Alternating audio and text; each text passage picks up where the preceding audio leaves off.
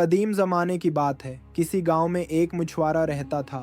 وہ اپنی بیوی اور 3 بچوں کے ساتھ بڑی مشکل سے گزارا کر رہا تھا۔ وہ بڑا ہی اصول پسند انسان تھا۔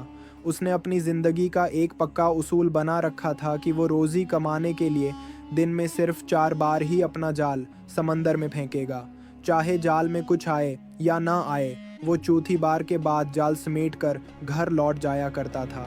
یہ اس کے صبر اور اللہ پر بھروسے کی نشانی تھی۔ اسے یقین تھا کہ رزق وہی دے گا جس نے اس کے مقدر میں لکھا ہے۔ ایک دن ہمیشہ کی طرح وہ منا اندھیرے اٹھا اور اپنی ٹوکری اور جال لے کر سمندر کے کنارے پہنچ گیا۔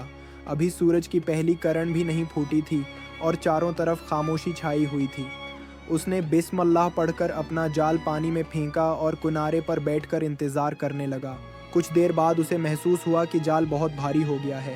اس کا دل زور زور سے دھڑکنے لگا۔ اسے لگا کہ شاید آج اللہ نے اس کی سن لی ہے اور کوئی بہت بڑی مچھلی جال میں پھنس گئی ہے جس سے کئی دنوں کے فاقے دور ہو جائیں گے۔ اس نے پوری طاقت سے جال کھینچنا شروع کیا۔ جال اتنا بھاری تھا کہ اس کے ہاتھوں کی رگیں تن گئیں اور پسینہ بہنے لگا۔ بڑی محنت کے بعد جب اس نے جال کنارے پر کھینچا تو اس کی خوشی غم میں بدل گئی۔ جال میں کوئی مچھلی نہیں تھی بلکہ ایک مرا ہوا گدھا پھنسا ہوا تھا۔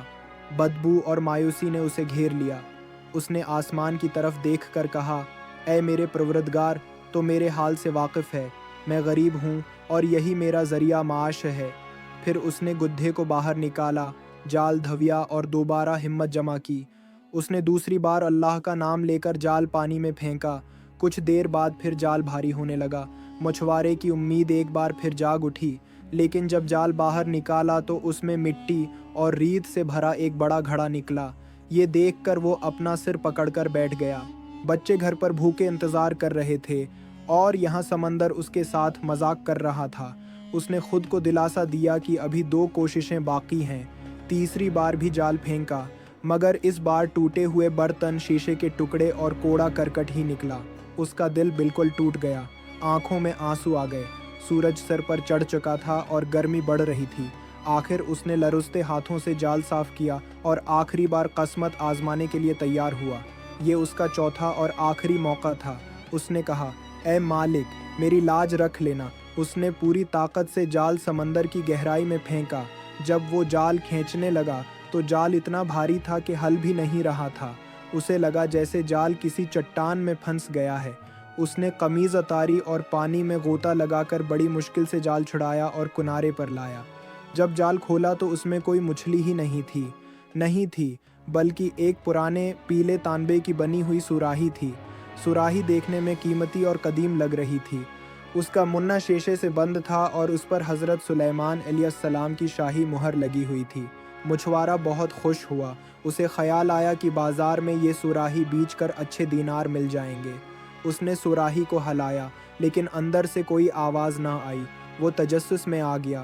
اس نے سوچا کہ بیچنے سے پہلے ذرا دیکھ لوں کہ اندر کیا ہے، کہیں سونا تو نہیں، کوئی خوشبودار تیل یا اشرفیاں۔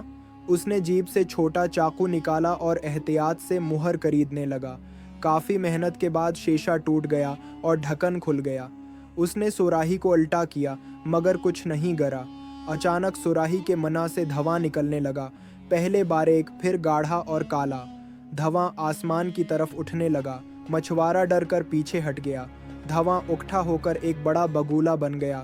دھواں ٹھوس شکل اختیار کرنے لگا اور کچھ ہی لمحوں میں ایک خوفناک جن اس کے سامنے کھڑا تھا۔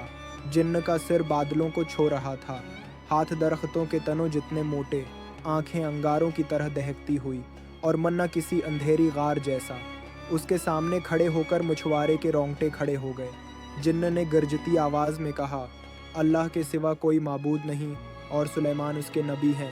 پھر اس نے التجا کرتے ہوئے کہا، اے نبی سلیمان، مجھے مت ماریے، میں آئندہ کبھی نافرمانی نہیں کروں گا۔ مچھوارا حیران رہ گیا۔ اس نے کانپتی آواز میں کہا، اے جن، میں نبی نہیں ہوں۔ حضرت سلیمان علیہ السلام کو دنیا سے گزرے ہزاروں سال ہو چکے ہیں، میں تو ایک عام مچھوارا ہوں۔ یہ سن کر جن کی آنکھوں کا رنگ بدل گیا۔ اب وہ خوفزدہ نہیں بلکہ خون خوار لگ رہا تھا۔ جن نے قہقہا لگایا اور کہا، اے انسان، یہ جان کر خوش ہو جا کہ اب تو مرنے والا ہے۔ مچھوارے نے رو کر کہا، اے جن، میں نے تو تجھے آزاد کیا ہے اور تو مجھے قتل کرے گا۔ क्या नेकी का बदला यही है? लेकिन जिन्न ने सुनी अनसुनी कर दी और कहा, बातें बंद कर, बस ये बता कि तू किस तरह मरना पसंद करेगा। मछुआरा रोने लगा, बच्चों का नाम लिया, फरियाद की, लेकिन जिन्न का दिल न पसीजा। फिर जिन्न ने अपनी कहानी सुनानी शुरू की। वो उन बागी जनात में से था जिन्होंने हज़रत सुलेमान अलैहिस्सलाम की नाफरमानी की थी। सज़ा के तौर पर उसे एक तंग सुराही में कैद कर दिया गया, मुहर लगा दी गई और समंदर की गहराई में फेंक दिया गया। पहले 100 साल उसने कसम खाई कि जो उसे निकालेगा उसे माला माल कर देगा। कोई ना आया। दूसरे 100 साल उसने वादा किया कि निकालने वाले को दुनिया का सबसे अमीर शख्स बना देगा। कोई ना आया। तीसरे 100 साल उसने कसम खाई कि जो उसे आज़ाद करेगा उसका ग़ुलाम बन जाएगा और हर ख्वाहिश पूरी करेगा। कोई ना आया। अब उसके दिल में इंसानों से नफ़रत भर गई। उसने कसम खाई कि जो भी उसे आज़ाद करेगा वो उसे कत्ल करेगा, कर देगा। और आज मछुआरा वही बदनसीब था। मछुआरे ने रोते हुए कहा, हाय मेरी बदकिस्मती, अगर मैं एक लम्हा पहले या बाद आता तो शायद बच जाता। फिर उसके जहन में एक तरकीब आई। उसने कहा, आए जिन्न, मुझे एक बात समझ नहीं आती, तुम इतने बड़े हो, आसमान को छूते हो, तो उस छोटी सी सुराही में कैसे समाए? जिन्न गुरूर में आकर बोला, मैं तो लम्हों में उसमें दाखिल हो सकता हूँ। मछुआरे ने कहा, मैं अपनी आँखों से देखे बगैर नहीं मान सकता। वो जिन्न जो अभी आसमान छू रहा था, अब सिमट कर एक बारीक लकीर की तरह उस बर्तन में समाया जा रहा था। ये अमल काफ़ी देर तक चलता रहा। आखिर वो लम्हा आ ही गया जिसका मछुआरा बेसब्री से इंतज़ार कर रहा था। जिन्न का आखिरी कतरा भी धुएं की सूरत में सुराही के अंदर चला गया।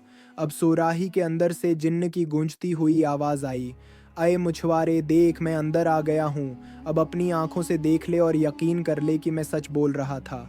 अब बता, क्या तो मेरी ताकत को मानता है? जिन्न को अपनी जीत का गुरूर था, लेकिन उसे खबर न थी कि उसने खुद अपने पाँव पर कल्हाड़ी मार ली है और मौत के पंजरों में खुद दाखिल हो चुका है। जिन्न की आवाज़ ख़त्म होते ही मछुआरे ने बजली जैसी फुर्ती दिखाई। उसने फ़ौरन ज़मीन से वो शीशे का ढक्कन उठाया जिस पर हज़रत सुलेमान की मेहर लगी थी और पूरी ताकत से सुराही के मने पर जमा दिया। उसने ढक्कन को खूब मजबूती से दबाया ताकि वो अपनी जगह मजबूती से टिक जाए। अब बाजी पलट चुकी थी। शिकारी खुद शिकार बन गया था। मछुआरे ने राहत की एक गहरी सांस ली और पसीने से तर चेहरा पूछा। अल्लाह ने उसकी अक्ल के ज़रिए उसे मौत के एक खौफनाक अंजाम से बचा लिया था। सुराही बंद होते ही मछुआरा ज़ोर से बोला, आए जिन्न, अब तो बता कि तो किस तरह मरना पसंद करेगा। याद है ना, तूने मुझे यही मौके दिया था। अब फैसला मेरे हाथ में है। ये सुनकर जिन्न को समझ आ गई कि वो धोखे में आ गया है। उसने अंदर से सुराही तोड़ने की कोशिश की। सुराही हिलने और उछलने लगी, लेकिन उस पर लगी सुलेमानी मेहर का असर इतना ज़बरदस्त था कि जिन्न अपनी पूरी शैतानी ताकत के बावजूद बाहर न निकल सका।